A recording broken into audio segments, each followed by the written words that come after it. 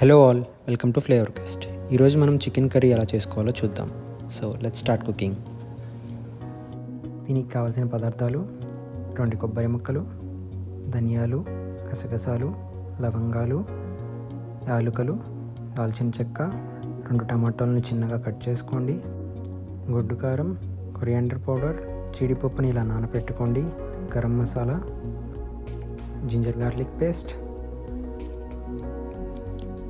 3 పచ్చిమిరపకాయలని ఇలా చిన్నగా కట్ చేసుకోండి, 1 ఎండుమిరపకాయ, కరివేపాకు, కొరియాండర్, అలాగే ఆనియన్స్ని ఇలా చిన్నగా చాప్ చేసుకోండి.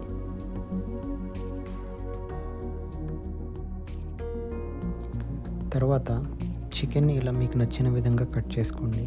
మీకు లెగ్ పీసెస్ ఇష్టమైతే లెగ్ పీస్కి ఇలా మధ్యలో స్లిట్ పెట్టుకుంటే మంచిగా ఉడికి దానికి ఉప్పు కారాలు కూడా బాగా పడతాయి.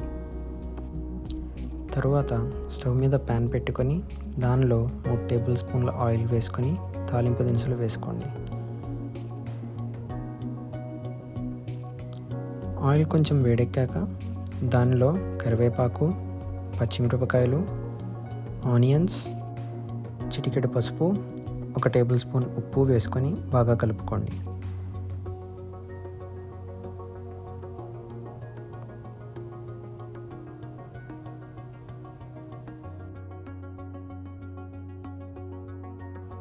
ఆనియన్స్ వేగుతూ ఉన్న సమయంలో మనం టమాటో పేస్ట్ మరియు మసాలా పేస్ట్ ప్రిపేర్ చేసుకుందాం. ముందుగా టమాటో పేస్ట్ కోసం ఒక చిన్న మిక్సర్లో టొమాటోలు, నానబెట్టిన జీడిపప్పు మరియు ఎండుమిరపకాయలు వేసుకొని దాన్ని మెత్తటి పేస్ట్ లాగా ప్రిపేర్ చేసుకోండి. తరువాత మసాలా పేస్ట్ కోసం పచ్చి కొబ్బరిని ఇలా చిన్న చిన్న ముక్కలుగా కట్ చేసుకొని మిక్సర్లో వేసుకోండి. దానిలోకి ముందుగా పక్కన పెట్టుకున్న మసాలా దినుసులను వేసుకొని మెత్తగా ఫైన్ పేస్ట్ అయ్యేలాగా గ్రైండ్ చేసుకోండి.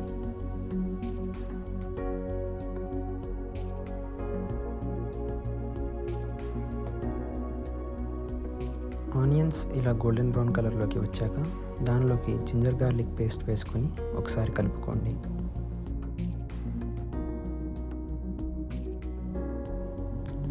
ఆ తర్వాత దానిలోకి 2 టేబుల్ స్పూన్ల గుడ్డు కారం వేసుకొని బాగా కలుపుకోండి. కారం బాగా కలిసాక పక్కన పెట్టుకున్న చికెన్ ముక్కల్ని దానిలోకి ట్రాన్స్ఫర్ చేసుకొని దాన్ని మంచిగా కలుపుకోండి.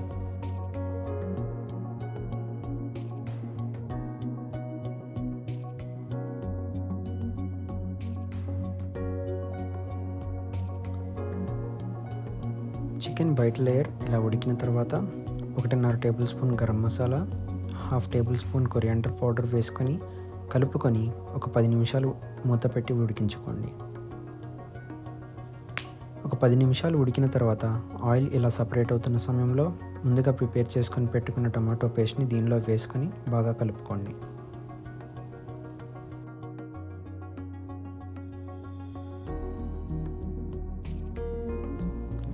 చికెన్ పేస్ట్ వేసి కలుపుకున్నాక ఒక 10 నిమిషాలు మూత పెట్టి ఉడికిస్తే ఇలా ఆయిల్ సపరేట్ అవుతూ మంచి కలర్ వస్తుంది. అప్పుడు దానిలోకి ముందుగా ప్రిపేర్ చేసుకొని పెట్టుకున్న మసాలా పేస్ట్ని ట్రాన్స్ఫర్ చేసుకొని బాగా కలుపుకోండి.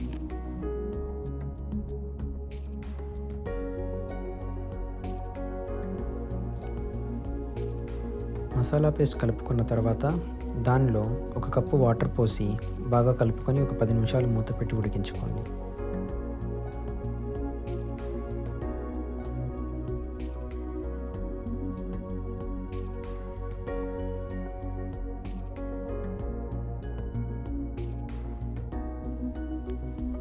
పది నిమిషాల తర్వాత మూత తీసి ఒకసారి కలుపుకుంటే చికెన్ ఇలా కన్సిస్టెంట్గా థిక్ గ్రేవీ లాగా వస్తుంది.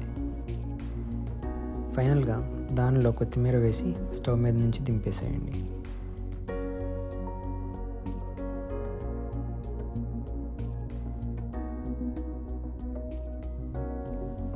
స్టవ్ మీద నుంచి దింపాక చికెన్ కర్రీని బౌల్లోకి ట్రాన్స్ఫర్ చేసుకొని హోమ్ మేడ్ చికెన్ కర్రీని ఎంజాయ్ చేయండి. ఈ రెసిపీ మీరు కూడా ట్రై చేసి మీకు ఎలా వచ్చిందో కింద కామెంట్ సెక్షన్లో కామెంట్ చేయండి.